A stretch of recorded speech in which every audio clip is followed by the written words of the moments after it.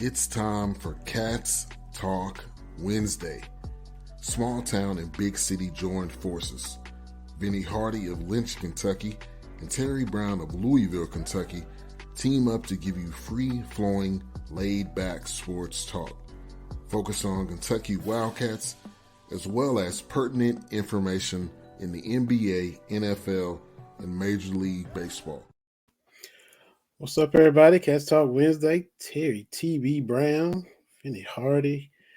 We on that stretch from summertime where we're waiting for football to start, TB. The NBA is over.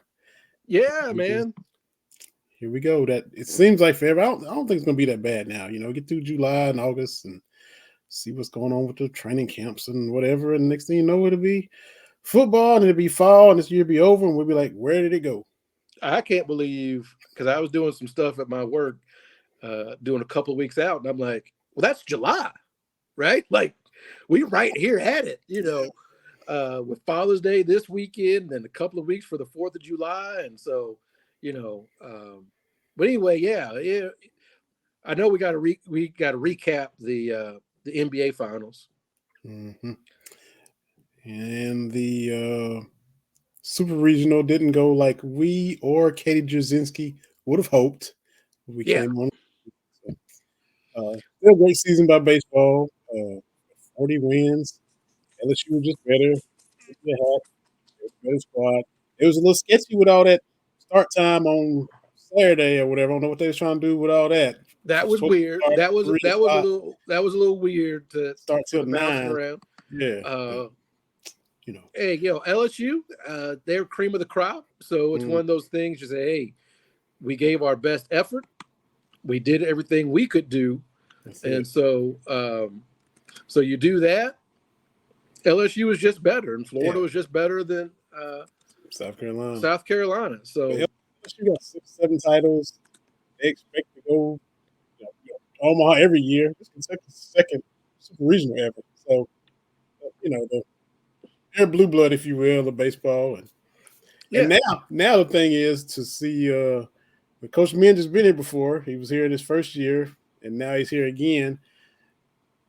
Just, you know, build on this and, you know, how you build going forward and you know, get talent and recruit and all that. Because there was a few little years where it didn't work out like you'd hoped. But now he's been in this position again and, you know, learn from your first time and go from there. And he's a friend of this show. I didn't get to talk to him. You did. I had phone issues, but he came on here and chopped it up with you. And appreciate that. And I know you saw the picture.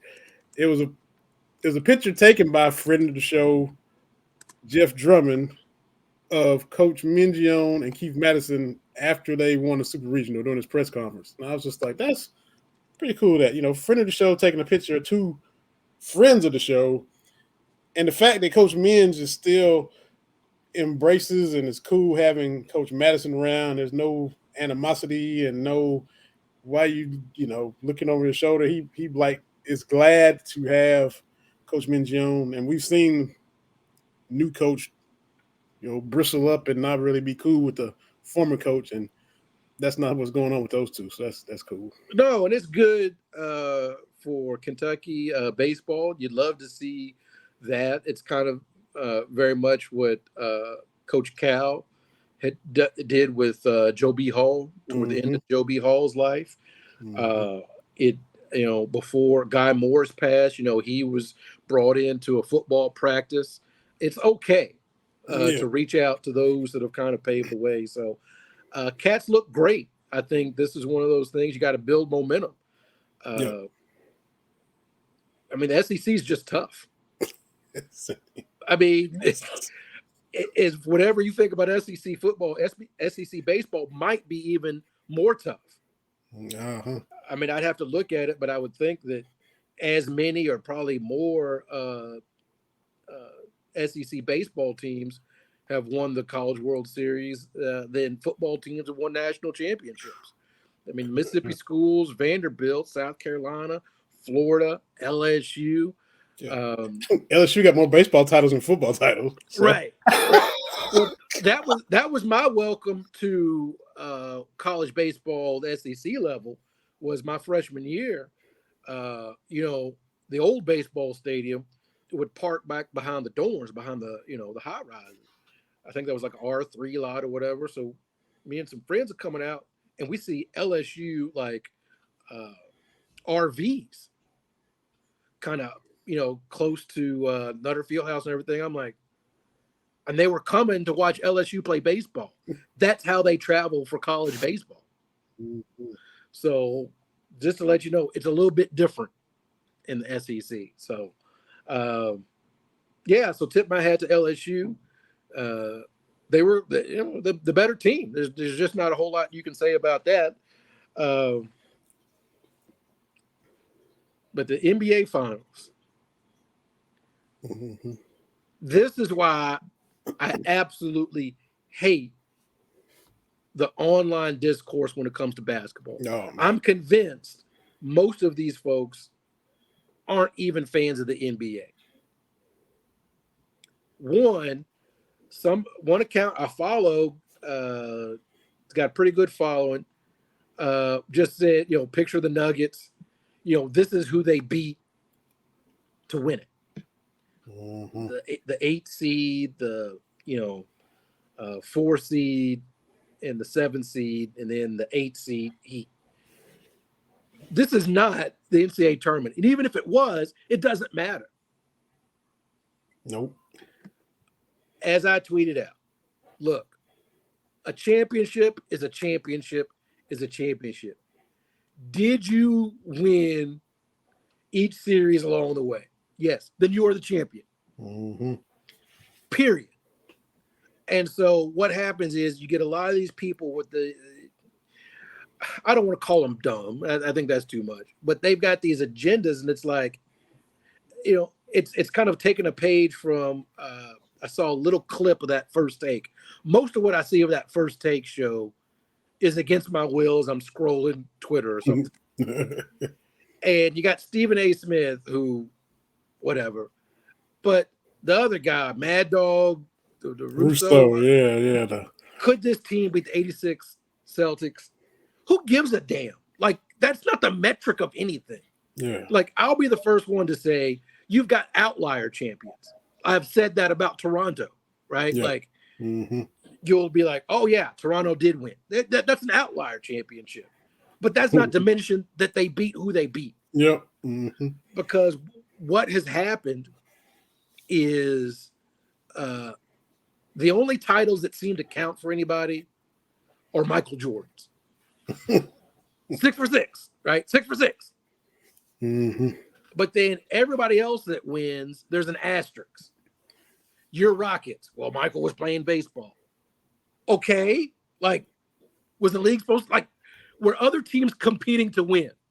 Exactly. Yes, it counts. Well, the bubble championship. Were other teams playing to win the championship? Yes. Okay. Mm-hmm. When you go back through all the champions in every sport, right? There's no little, it's the who won, who lost. You don't get a rundown of the circumstances on how they won. Caveats. That's not how it works, right? Mm-hmm. Like, as a fan of a team, I can tell you right now, in 1989, when the Pistons beat the Lakers, Magic, Scott, James Worthy all got hurt in the Western Conference Finals. Is that anywhere to be found? Now, as a fan, I can be like, yeah, that sucked because we weren't 100%, but there's no caveat to that. Mm-hmm. It win. It's the same. I've seen people try to, with Patrick Mahomes, a lot of Bengals fans. Well, he beat head-to-head, he beat Jimmy G in that one Super Bowl. There's no caveat to that. You beat who you beat. Like, I don't understand it. I mean, who Jimmy G beat to get to that Super Bowl? Dak and whoever else. Yeah. So it's for the winner. None of that's the winner's fault. Whatever everybody says about, none of that's Denver's fault.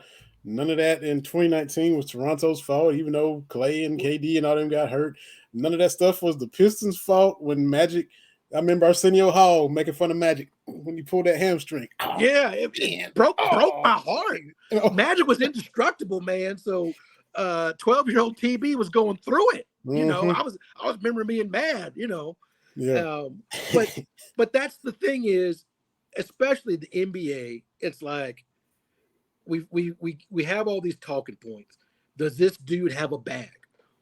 What does that mean? You don't have to have a bag to be a dominant player, right? That's what these young kids try to knock Shaq on. All he did was dunk because nobody can stop it, right? Mm-hmm. So this season, Denver was the best team all year.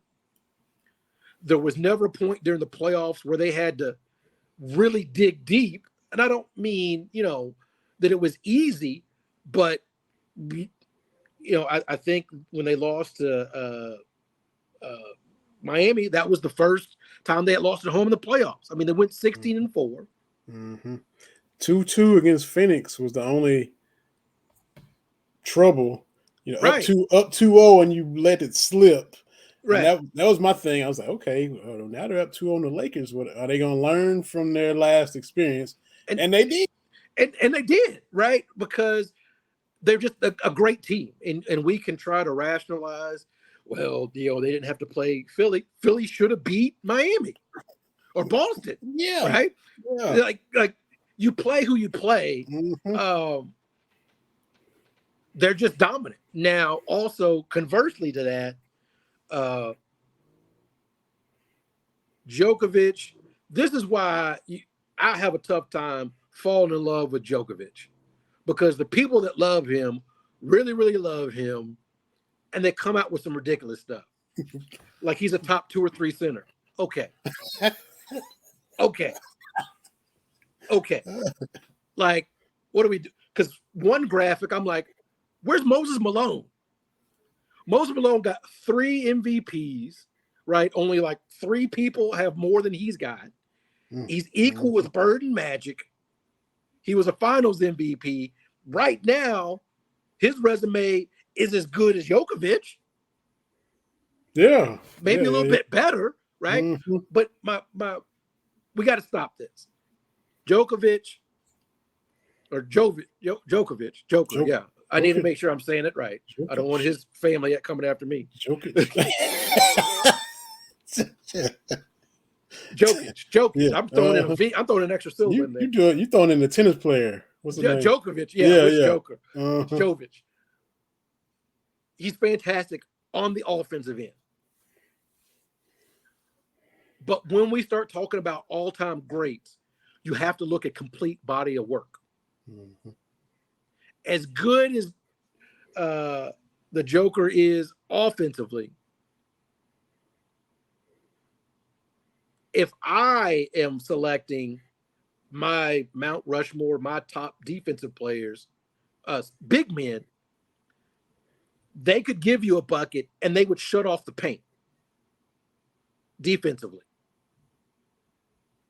Like he was, Jovic was not top 50 in blocks this year. Yeah. Mm-hmm. And probably never will be. Right. And I get it. That is my only, when we start ranking these all-time greats, you're splitting hairs, really, right? Mm-hmm. But for me, can you do it on both ends? That's always the conversation with Michael Jordan, is he was MVP, defensive player of the year. He was all defense as much as he was all NBA. Yeah, scoring titles and locking people up. Yeah. Kobe was that way, right? Mm-hmm. That's why we give Scottie Pippen, I think, offensively he could do a lot of things. It was not great, but it was his defensive versatility. Mm-hmm. So when I look at big men, yes, your 20s and 10s, that's fantastic. That's great, right? That's awesome. It's great to see. But are you a dude where the other team avoids the paint? Mm-hmm. And that's, to me, why I put right now, he could change, right? Maybe. But that would be my differentiation, because Wilt was a defensive force. Bill Russell was a defensive force. Mm-hmm. Shaq was a defensive force. Your man, Hakeem, was a defensive force. Like, it wasn't just, if you got to the paint, you got to lay up. And again, splitting hairs. I'm not trying to be a hater because I think he's a phenomenal basketball player.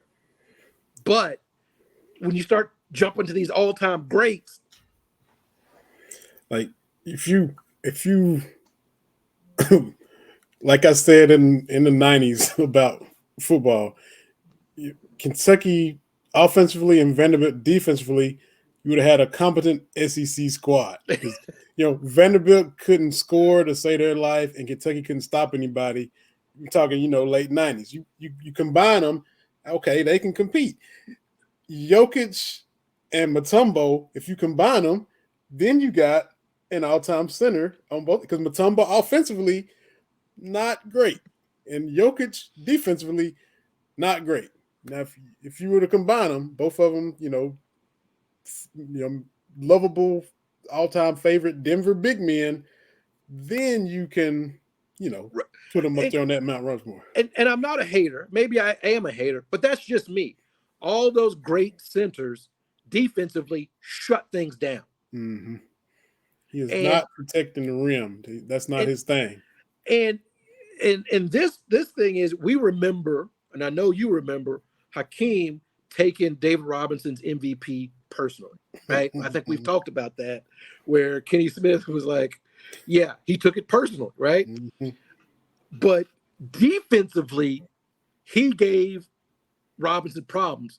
If you watch like whole clips of that, there's the dream shake. There's that infamous where he's got Robinson not knowing if he's going or coming, but defensively is what happened.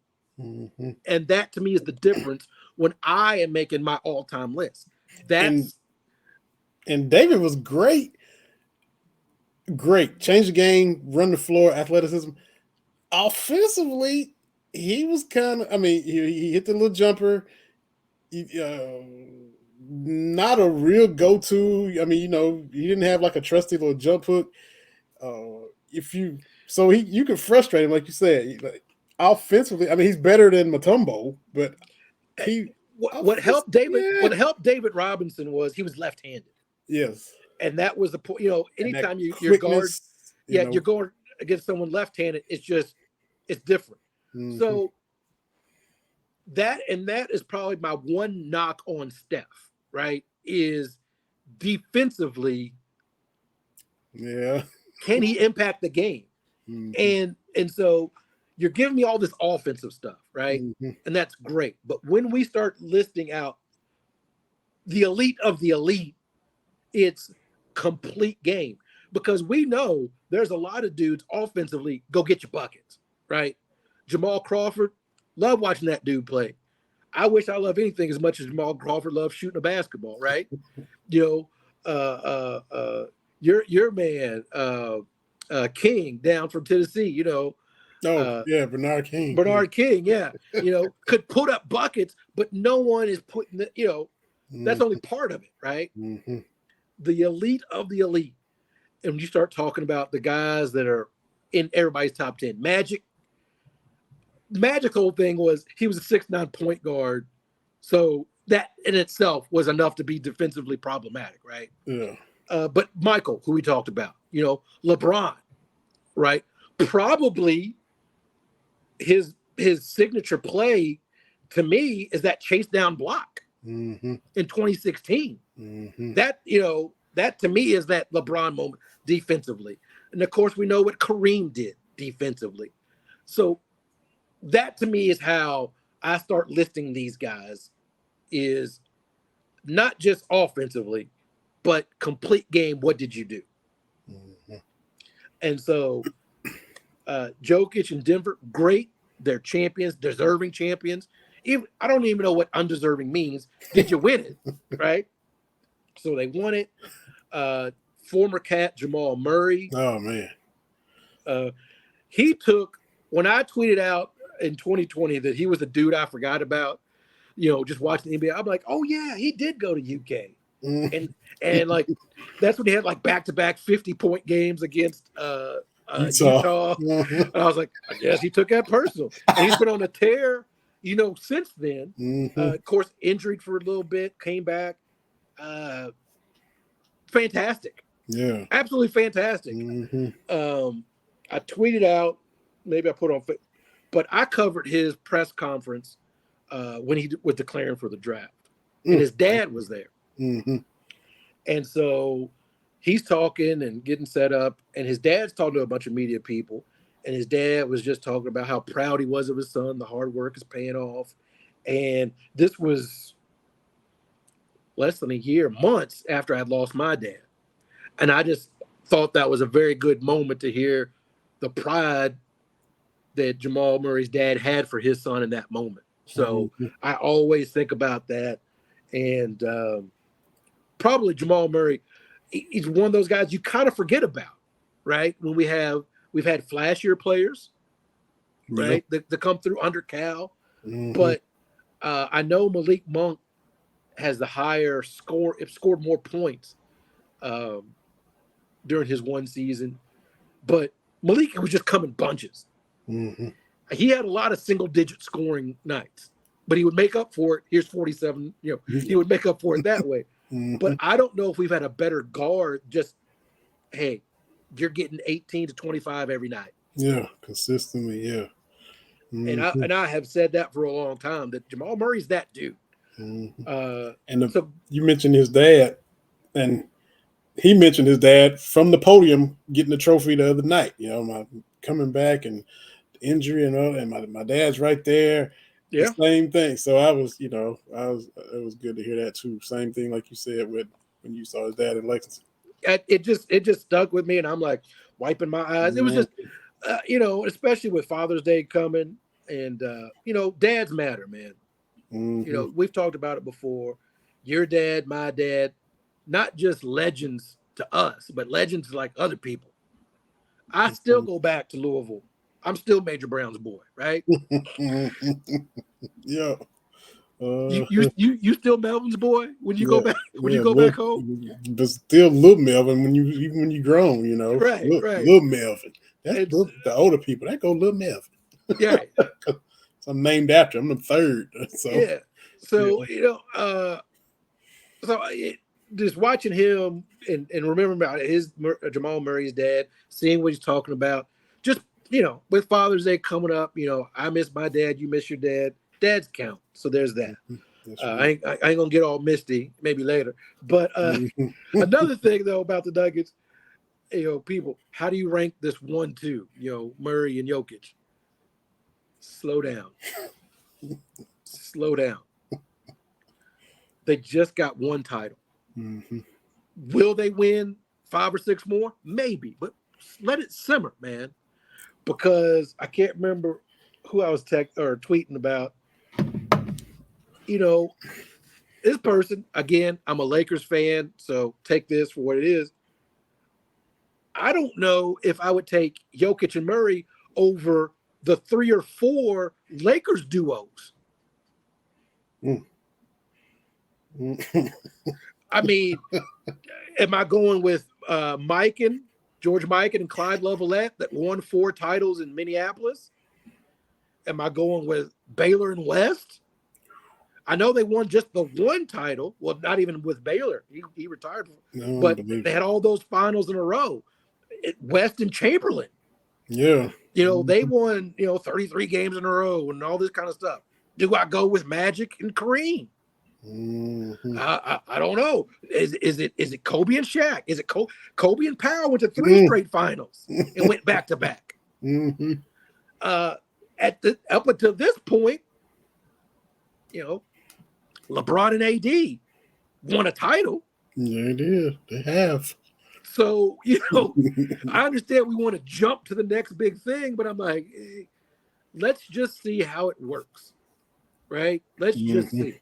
And I know they are all under contract, the core 5 and all that. And I heard Mike Malone already talking about we're not satisfied. And I saw this with your Lakers when, they had won 2 in a row. And before Pat Riley could say 3, Kareem covered his mouth. So, hey, so stuff changes. The roles change, the dynamic. And I've been fussing about that ever since we've been on here, because we came on here a couple of years after the 2012 championship, and nobody lets anything simmer.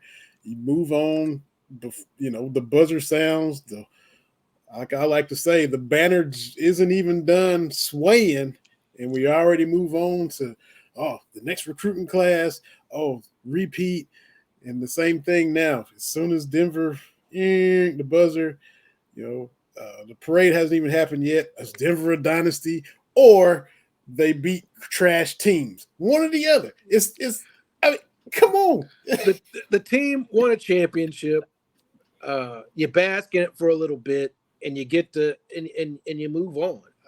They haven't even went on Jimmy Kimmel and Good Morning America. All this. They ain't even done the media stuff yet, and all that. Well, and the parade tomorrow, and we already talking about a dynasty, or they only beat an 8 seed and a 4 seed on the blah blah blah. And the thing is, look, I'm very well aware when the Lakers of the '80s were dominant, the Western Conference wasn't very good. Mm-hmm. Yeah, I'm well aware of that, right? Mm-hmm. Like, I'm not going to pretend that, because when you think of the '80s, you think of the Lakers, then you think of the Celtics, you think of the Pistons, you think of the Sixers, and even Milwaukee, right? Mm-hmm. And then the Hawks. So you had 5 teams that at least would make you work. So I'm well aware the Lakers benefited playing in the Western Conference. But y'all didn't Notre Dame it. Y'all didn't just walk through the West and then get smoked in the finals. Notre Dame come in 12-0. Oh yeah, and Alabama up 49-3 after the first quarter. The Lakers still competed. The Lakers won more titles than Magic beat Larry head to head. What, 2-1, 3-1, whatever it was. I think 3-1. Well, yeah, 3-1. The Lakers still. So the West was weak. Okay, but you still came and held your own against that tough, rugged, battle test. Whoever came out of the East, was tough and ready and been through the wars, and y'all held y'all's own. Right. And people have said, my 49ers of the '80s, the NFC West was hot garbage. Mm-hmm. So yeah, it does help when you got to play the Cardinals and you get to play, the Saints. Right. Atlanta back then too was trash, right? And so Chris Chandler and whoever, and so so your Cowboys have to go through the NFC East, and the Niners have to go through the NFC West. Yes, it was different, right? Mm-hmm. But both teams were so good. That's why when playing during the regular season meant something to get home field advantage. Yeah. Right. So I'm well aware of all that. But again, when you win a championship, there's no, well, here's a snapshot of what happened. It doesn't matter. Right. Like, it doesn't matter. You win a championship, it does not matter. I've said forever, I've talked about the '98 Cats. I think people devalue that, if that's even the right word, is because what the Duke game stands out, right? Mm-hmm. Because of the comeback, Christian Laettner, all that kind of stuff. But the last 2 games were really, really good. Overtime in the national semifinal, and the biggest halftime deficit ever overcome in a championship game. Mm-hmm. But because it was Stanford and Utah, and then you have to tell the young people, Stanford and Utah were really, really good in the 90s. Mm-hmm. Sure were. So, but it's just one of those things. Anyway, I tip my hat to Denver. Enjoy it, Nuggets fans. Enjoy it. I wish more sports fans would enjoy the championship. Yeah. Because they're rare. Yeah. The thing is, you have to ask yourself, why am I a sports fan? What am I here for? Mm-hmm. I want my team to win all the time. That's not going to happen. Am I just here for the championships? Right? Is that what I'm here for? Well, even if you're a Yankees fan or a Lakers fan, or, I don't know who's won a lot of Stanley Cups. I have to ask Craig about that. Montreal got a bunch. Yeah. It seemed like the Canadians used to win a lot. I don't know. Yeah, but even if you... Probably Boston too, Bruins. I don't know. Yeah, even if you're one of those teams, there's still more not championships than championships. Mm-hmm. So I think as sports fans, what do you ask for?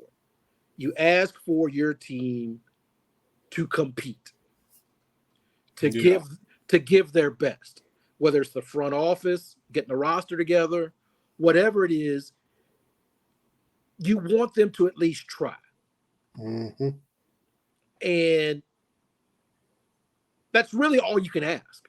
You know, as most Lakers fans, sensible Lakers fans, looked at this here, again, we thought we were dead in the water.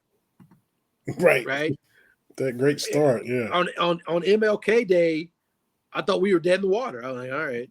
and the trades, I'll be honest, they didn't move me. I'm like, Rui Hachimura, all right, Jarrett Vanderbilt, all right, okay, we'll see how it goes. And at the end of the Western Conference Finals, like the Lakers did everything they could do. Denver's just better.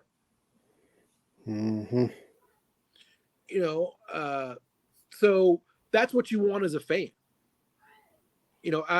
Kentucky fans, I understand we want to win all the time, but can you be, disappointed because we went 38-1? But I'm like, that team maxed out what they could do. Yeah. That's one thing about Cal is very few of his teams could you objectively step back and be like, they probably could have done a little bit more. I mean, St. Peter's, obviously, maybe last year's team, I thought K-State was a toss-up, but, the Brandon Knight team, they made the Final Four. Like, that was as much as you could expect out of those folks. Yeah. It's just come up a little bit short. Right. And what are you here for? My 49ers, like I've told you before, NFC Championship game, when you got Christian McCaffrey putting the quarterback radio in his helmet, I mean, that's a wrap. Like, okay, sometimes it's just not your day, and it's okay to say that. Like, sometimes it ain't happening. I saw a Kittle interview. I meant to send it to you. I had to find it and send it to you because they, talking about that and, getting ready for the season. I was like, I got to send that to TB. So I had to text it to you. But yeah, that's, he made, he's a likable dude, man. I can't stand the team he plays for, but he's a likable dude. Not like George Kittle. And his wife, he met his wife at Iowa. She played basketball. I have to look. She did something at Iowa, and so he's a fun-loving guy. He's the people's tight end. I know everybody likes Kelsey out in Kansas City, but give me George Kittle. I got to circle back too. We was talking, before we started the finals, we talked college baseball and the Cats and Carolina and all that. But and now I'm a big LSU fan because they play Tennessee next. So I'm LSU just put us out, but I'm all by you Bengals now. I don't know if I watch any of it, but I hope whoever I don't know if it's double elimination or what, just get Tennessee up out of there. But gotta tip the cap to Mizzou. We've had Nate Northington on here for integrating the SEC, Perry Wallace, Vanderbilt integrating SEC basketball. Mizzou made the first hire of a black coach. Carrick Jackson is the new Mizzou baseball coach, and saw some of his presser, and he was, of course, very emotional from the 901. He was assistant coach at Memphis. Okay. Before this, so we got to bring the 901 into it. Yeah, so congratulations to him, and tip your cap to. And we love to dog Mizzou, especially in football. For they kind of view Kentucky as a rivalry, and it gets chippy, especially when you go out there. Their DB last year talked about how he hated to see that blue and all that kind of stuff. But Kentucky, they came in hot and won the East and all that kind of stuff. But Kentucky is kind of seized control of the series, so we poke fun at Mizzou and especially football. But get him full credit. for this hire because Absolutely. nobody else in the SEC had done it, and it's 2023, and they've been playing baseball a long time in this conference. So. The thing about Missouri, it doesn't seem to fit the SEC. Mm-hmm. I know we're bringing in Oklahoma and Texas, but Texas is the South. Yeah. And Oklahoma is Texas has had. So, but, Missouri's, it feels more Big 10, Big 12. It just feels that way. Mm-hmm. Speaking of, just said Texas is like playing Kentucky in 2024. Just so there that is. Are we playing at Texas? I don't know. I just glanced it because I had SEC Network on, and it has Texas 2024 opponents: Kentucky, Mississippi State. I'm not sure. I'm not sure if they come. Are they coming to Lexington? Are they? No, we going to Austin? We're going to Austin. Okay. So. Mm-hmm. All right. Well, I don't know when those Texas teams are coming here because Texas A&M hasn't come yet. So I'm confused. Some people are saying we're going to Texas, or we're going. Okay, I don't know. Okay, Kentucky will head to Austin, Texas in 2024 to face. Okay, I see more people saying we're going to. Oh yeah. To Texas. Yep. Horns down, baby. Middle of the season. They get, I don't know if this is in order. They get us after Georgia. So at Arkansas, unless it's just SEC, never mind. Maybe that's not in order. But I for the old school's sake, Texas playing Texas A&M, finally, they should have never stopped because that Friday after Thanksgiving, pre-SEC, that was fun to watch. I remember old Dat Wynn used to play for the Cowboys for Texas A&M, Ricky Williams for Texas. That was a fun game to watch. So glad they finally getting to play. A&M had Dante Hall and all that kind of stuff. A&M's still weird, man. Like I might root for him a game or two, but A&M's still weird. It's still a weird place. And it's not that far from Houston. How can it be that weird when Houston is just right down the road? I mean, what? I don't know, but I've never been, but I don't. You never been where? To Houston? To College Station. Why the hell would you go to College Station? I've never been to Houston either, but I don't. I haven't been down there for a game or nothing. No, I haven't seen the town. Haven't looked and seen the for myself. But Texas is just far, and no offense to the BS3 Network family because they all down there from Texas. We mean no but shade. Texas is just big. But I'm like, why would you go to College Station, Texas? For a game, would you go for a football game if they went back, right? If you had to, worked out to go, would you go for that? To see the weirdness up close? Sure, why not? Yeah. It'd be like an anthropology study. Like, look at these weirdos. And that stadium remind me of y'all's. That remind me of Levi's. It's like it's just straight up. Yeah. Not back, just right on the field. And I still have to thank the 49ers marketing team to keep sending me information on if I want to get a skybox because Super Bowl's included. Yeah, I don't know what Brown y'all think this is. Jump on that. Well, didn't you make their Twitter feed? I did. Well, that's why you on the mailing list. You and your lovely wife, she's a Cubs celebrity on Twitter. You're making the rounds with the Niners, so y'all. That's just how y'all roll, and so of course they're gonna send you that. They're gonna tweet you out dancing with your Jay Rice jersey. They're gonna tweet her out. Throwing shade at the Cardinals or whatever. That's how y'all do it. She's all in on the 49ers. Kittle helped nudge her over. So she's a 49ers fan. And plus, she just likes the way they play offense. We're just going to smack you in the face for 20 minutes and see what happens. She likes Trent Williams, too, ever since he picked up that one dude for the Eagles and tossed him around like a rag doll. Like, Trent Williams is a big human being. Yes, fair. Like he's at that. Yeah, he's a big human being. But yeah, she's all in on the Niners. So there you go. Got her on the Niners. She's got me on the Cubs a little bit. So it makes it work. That's it. She's not joining the BBN. She's like, y'all people are weird. And I'm like, yeah, you're right. Because I don't know if I told you about this. Every day we're doing dinner, finished up. This is what she asks me every day. What are Kentucky fans mad about today? What are they mad about today? We talked about it before the show. What are they mad about today? Because Cal doesn't know what he's doing. The reason she asked me is because, one, they're always angry about something. That's number one. Exactly. And she explains it. Two, it never relates. What they're mad about Wednesday will have nothing to do with what they're mad about on Thursday. And then Friday definitely won't have anything to do with the previous days. So you're right. That's why I forget who it was. If the roster had been intact for months, it'd been something else to fuss about.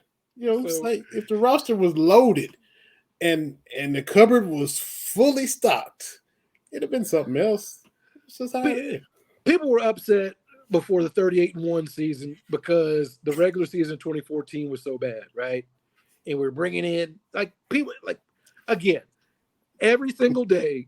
What are Kentucky fans mad about? And I can give her something.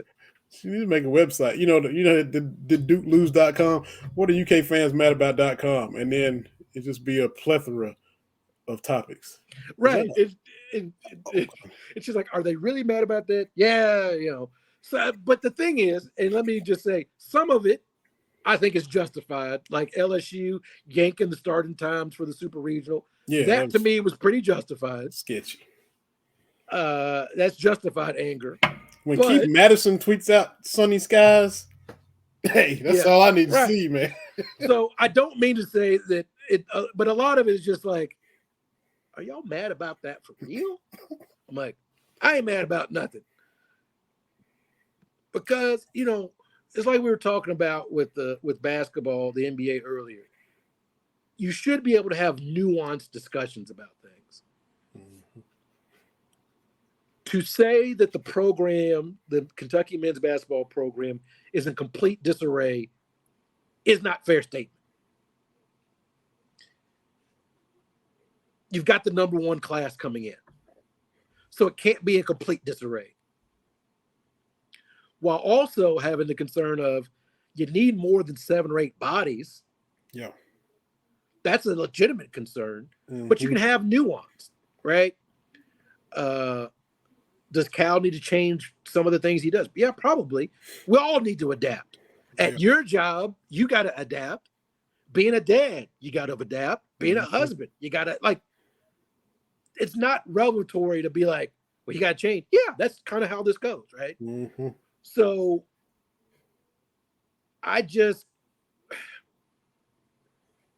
you should be able to have a little nuance. Yes, it's dumb to try to run a Hall of Fame coach out of town, right? Unless things have completely fallen off, right? Mm-hmm. 2, yes, the last 3 postseasons have not gone the way we thought or we wanted. Mm-hmm. No one is arguing that it is okay. And that's the thing that gets me is like, you think this is okay? No one is saying losing to St. Peter's, 1 NCAA win over 3 seasons. No one is okay with that. Mm-hmm. Well, some people, who is making that argument? I don't know. Not one person is like, it's great, man. Mm-hmm. Me, I'm like, it was great. When I was in college, we went back to 3 straight championship games. That was great. Mm-hmm. No one's making the argument that this is okay. So there's that. Well, if you're not upset, then you don't care. Man, yes, I care. I want Kentucky to win everything. Right? So there's that aspect of it. You should be able to have nuanced discussions about this stuff, but nuance is gone if it was ever around to have nuanced discussions about things. Yeah, absolutely. Absolutely. SEC tweeting out those schedules now. So, yeah. Kentucky at Austin, 2024.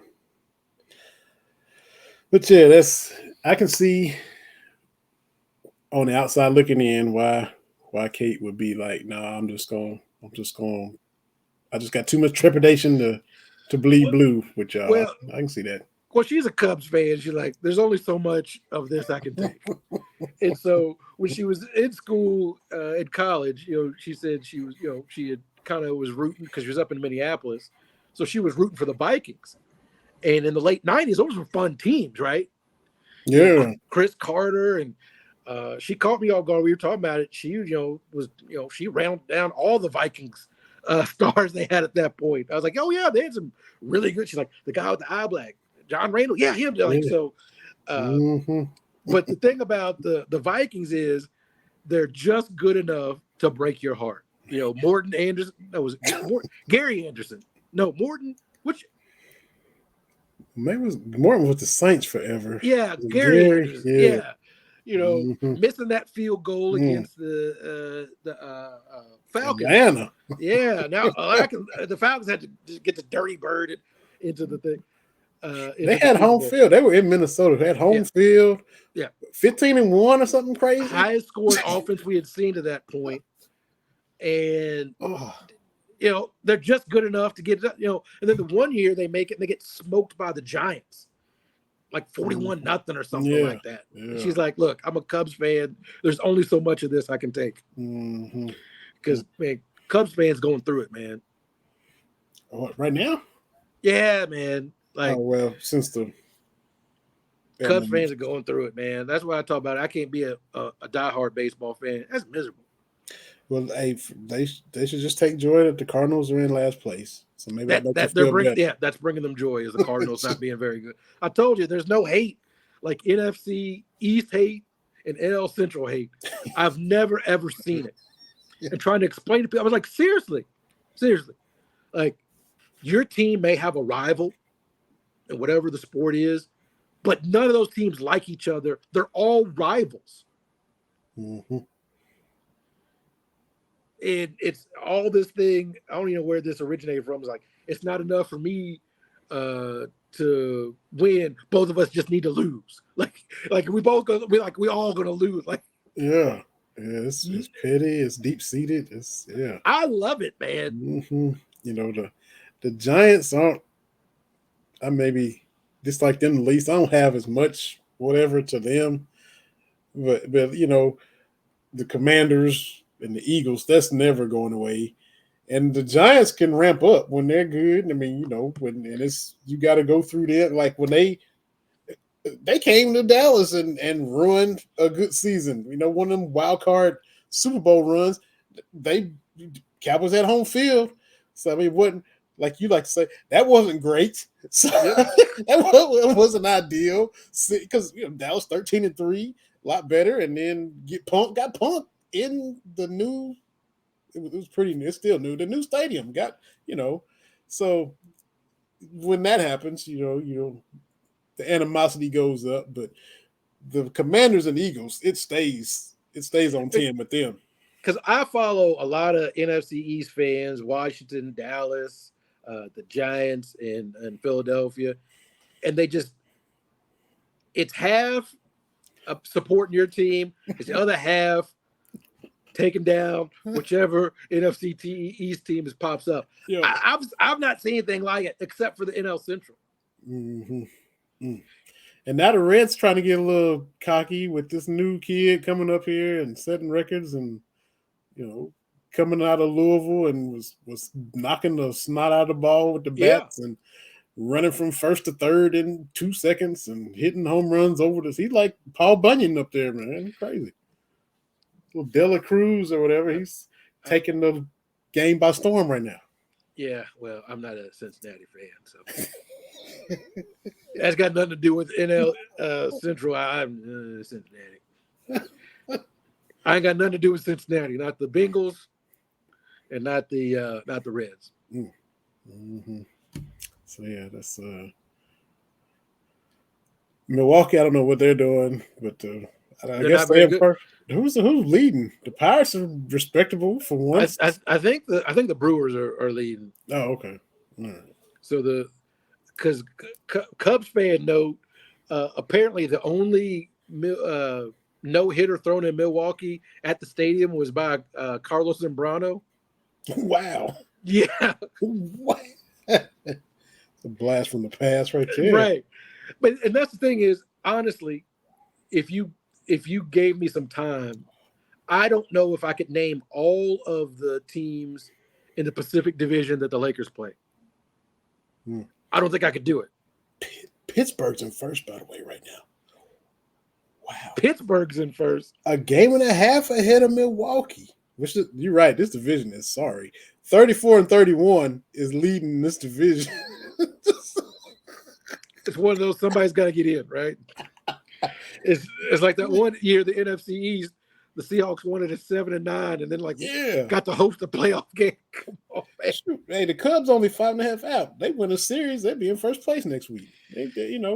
All hope ain't lost, Kate. Come on. Oh yeah, but I'm telling you, I've just never seen an ownership squander a championship like Cubs ownership. Yeah, that was because. Not saying they were going to win 4 in a row, but that was a squad. They had a squad built. They broke the curse. It's great. And here I just said, enjoy it with Kentucky, and they want to move on.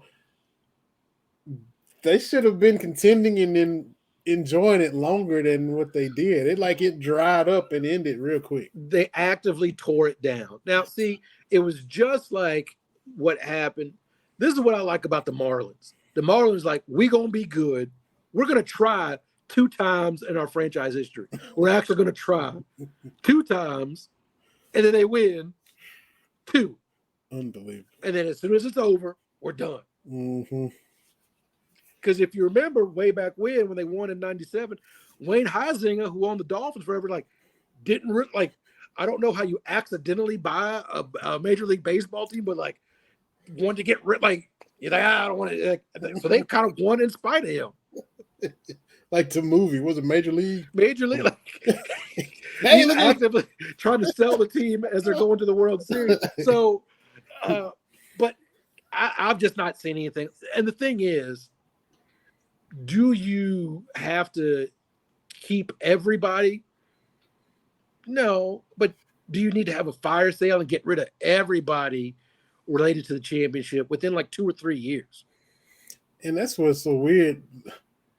The Cubs been selling out every day for years before we old enough to remember when they put lights in there, and they was selling out before that. It was you come home from school, the Braves come on CBS at 3:05, the Cubs coming on Channel 9, Steve Stone and Harry Carey, and it's sold out. Andre Dawson and Mark Grace and Ryan Sandberg and Leon Durham and Lee Smith and Shawan Dunston, SHAWON. Look, Kate, I remember that squad almost as good as she. I mean, we saw them every day. I wasn't a Cubs fan, but I knew them every day. And they were selling out. And then they build bleachers on top of skyscrapers from across the street. And they add this and they add that. Revenue been coming in for 40 years. And that's the thing too, is we've talked about before, earlier, you want your team to win. And that starts with the front office. Don't cry poverty to me. This is what I hate about, we were talking about with JR with the bands, the ribbons on the new collective bargaining agreement in the NBA. Mm-hmm. If you want to win, pay your team. Don't penalize me because I want to pay. Mm-hmm. Right? Don't penalize me because I want to pay my players mm-hmm. more than you're willing to pay. Yeah. That's the thing about, baseball is your team can pay this. They don't want to, but they could. Mm-hmm. So don't get mad because, way back when George Steinbrenner was throwing around contracts like he was in Vegas. Mm-hmm. Let your team do it. Mm-hmm. Absolutely. But yeah, that's that makes sense, and they should be angry. They shouldn't be going through it. Like you said, they're going through it, but they shouldn't be. So I can understand why everybody's upset. Sure enough. We'll have to get our guy Craig back on because the Golden Knights won the Stanley Cup.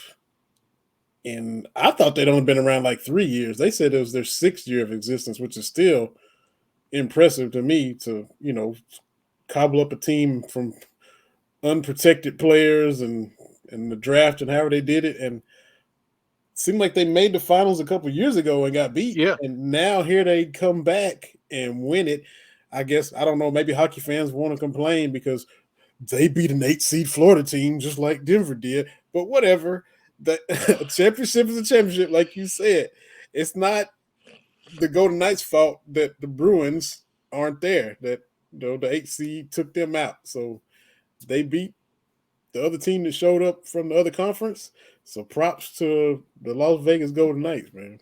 Yeah, hey, Vegas, baby. Vegas is becoming the place to be. Now it's home to Jimmy G and the Raiders. And That's right. And shout out to Ben and Doc and all those guys. When the Stars were in it, they were up in the press box covering all those Stars games. I think they made it to the conference finals and lost to the Golden Knights, if I remember right. So cool that they were getting credentialed to cover hockey. And I need to go check out an NHL game. I've been to some minor league stuff, but the NHL game, just to see that in person as opposed to on TV and really kind of see what it's like. I need to hop over and see what the Predators are doing one of these days. They right down the road. Let's check that out. They say it's a lot of fun.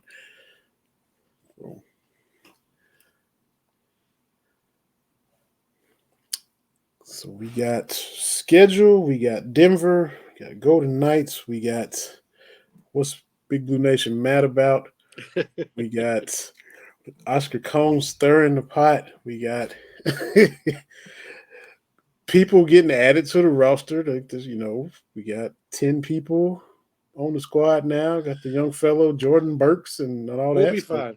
Yeah, it's coming together. Like I say, either Cal gonna be sweating and it won't work, or he's all right and it's gonna work out. So I think we'll be fine.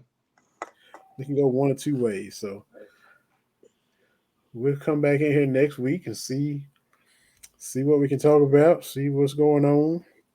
Look, we did a podcast every week through COVID when nothing was going on. So this little stretch between now and September, that ain't nothing, man. We got it. We got it.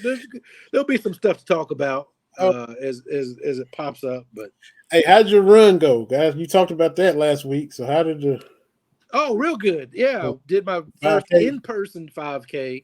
I did virtual 5Ks. I started running during COVID, where it was just kind of run your own course. But it was it was at a nice park, and I had a really good time. It's for kids with cancer, Mm-hmm. and nice fundraiser. So it was good to do it in person and run. I'm like, look, this is my top speed. I'm not going for speed anymore. If I ever did, I said this is what I'm going to do. And it was great. Was it 3 miles over the 5K is? Yeah, 3.1. 3.1. Wow. Okay. So I did it. I might do it again. There you go. I'm going to attempt to do it's called a Warriors Challenge obstacle run. It's up at Kingdom Come State Park. I'm going home this weekend. Now it's a run, there's some little trails. I know you got to do a little climbing. There's a little lake in that park. I'm not swimming the lake. I'm running around the lake. It's not huge. It's not, I ain't swimming. That part of the obstacle ain't happening for me. If some choose to do so, hey, y'all go ahead. I'm gonna be jogging around the lake, and I'm gonna climb some stuff and do some obstacle stuff.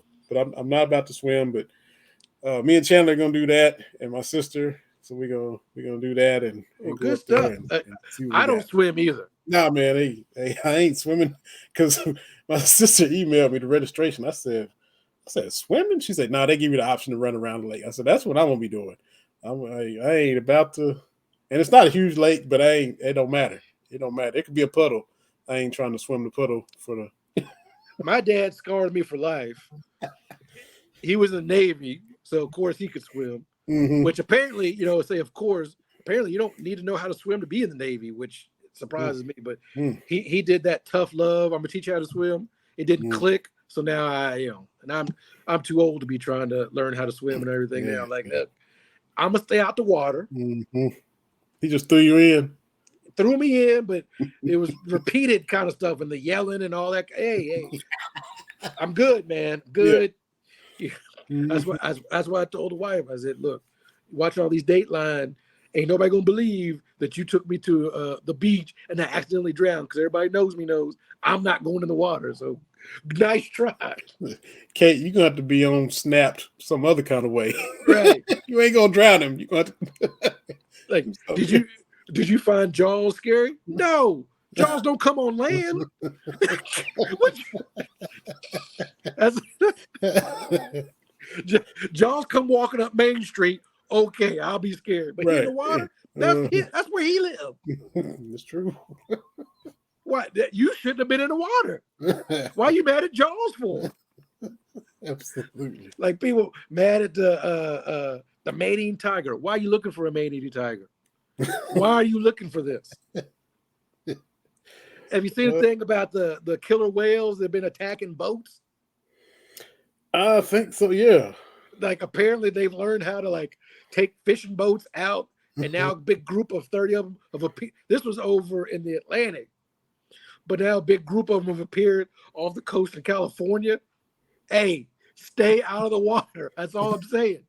Y'all thought Free Willy was a real thing. No, these killer whales got something for you. Yeah, they're on a mission. Yeah, they got this one's the leader. Hey, they want the water. Have at it, man. Ain't got nothing to do with me. Mm-hmm. That's what y'all get for being in the water. That's true. That's true. I can't believe this shark ate me. Where were you? In the ocean? I mean, I don't know. Mm-hmm. But the shark more scared of you. Be that as it may, I'm not going to the shark's house. That's true. And then being shocked when the shark attacks. Come in my house, I'm gonna attack you too. Yeah. Exactly. Well, man, another fun show.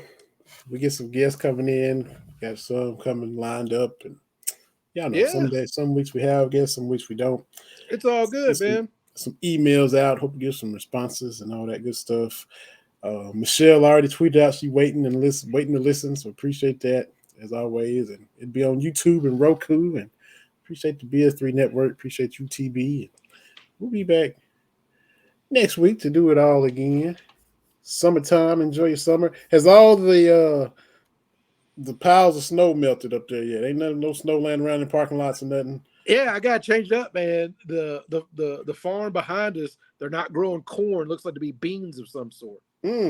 So no cornfield for me this year. Looks like it's going to be some beans. Yeah, that picture is going to be different now. You know, you was grilling out there with them cornfields. Now the whole scene going to look different this coming year. Right. I had to really convince my daughters I was not going to steal the corn and cook it because that's how I learned that there's feed corn and sweet corn. And feed corn is what you give the animals. Sweet corn. I don't need this corn information. I don't need all this. If you eat feed corn when you get sick, it just don't taste good? Or? It doesn't taste good, apparently. Oh, okay. Nebraska is good for feed corn because their corn's not very good. See, that I do know.